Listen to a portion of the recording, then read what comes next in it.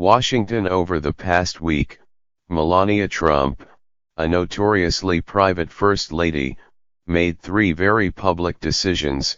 She canceled a trip abroad with the president, made an impromptu visit to the Holocaust Memorial Museum, and flew to Mar-a-Lago, where she spent part of her short trip relaxing at the spa.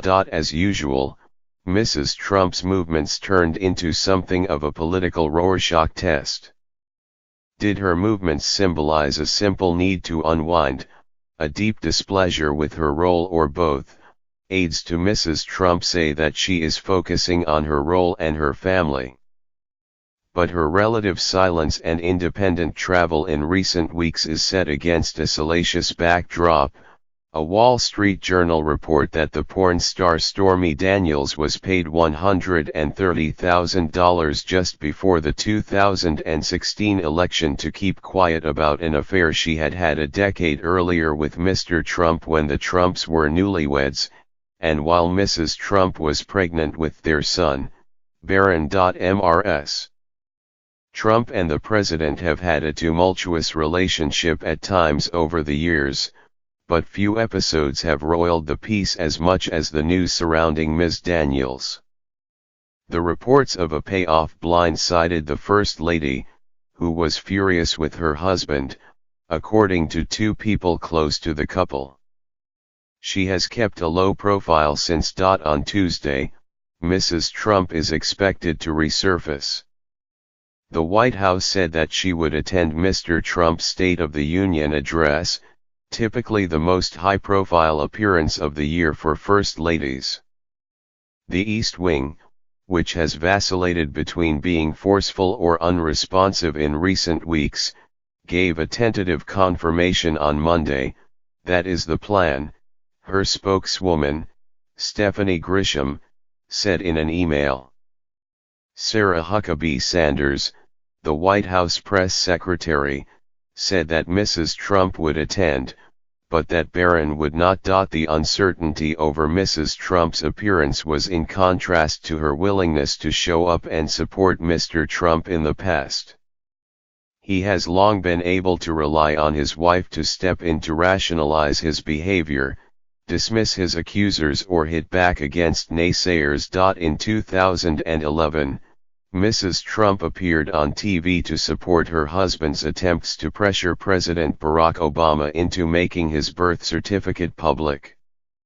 In 2016, she again appeared on camera to dismiss an Access Hollywood recording from 2005 in which Mr. Trump bragged about grabbing women's genitals as boy talk.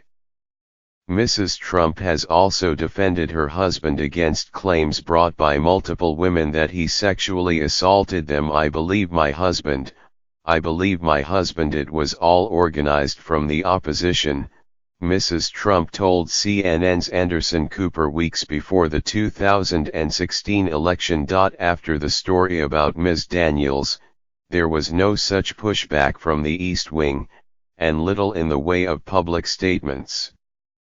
After days of swirling rumors and repeated refusals to comment on Mrs. Trump's whereabouts after canceling her trip to Davos, Switzerland, with the president, the First Lady's spokeswoman seemed to have had enough. The laundry list of salacious and flat-out false reporting about Mrs. Trump by tabloid publications and TV shows has seeped into mainstream media reporting, Ms. Grisham wrote on Twitter on Sunday.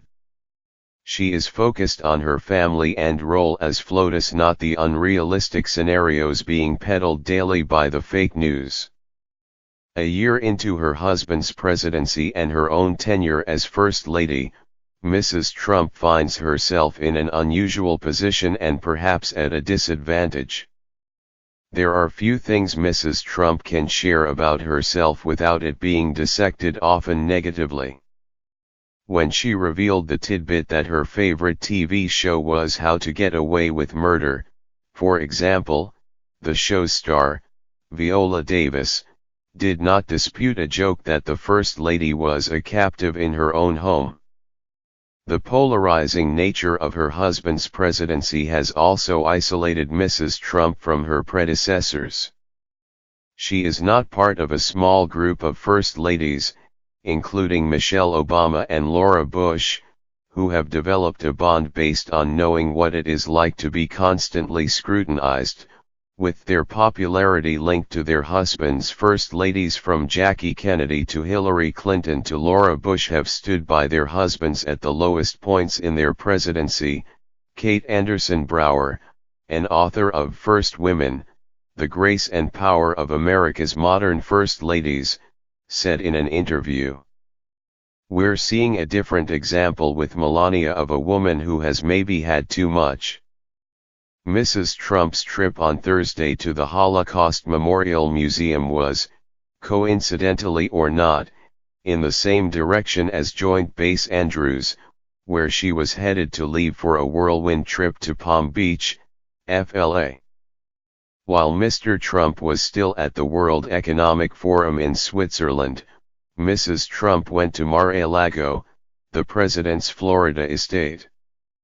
On Friday, onlookers at the resort were directed by the Secret Service to move their vehicles to ensure a wide berth for Mrs. Trump, who needed a secure path from her residence to the spa. Attendees at a safari-themed fundraiser held at the resort on Friday had hoped for an impromptu visit by the First Lady, but were told Mrs. Trump had left just before the event began.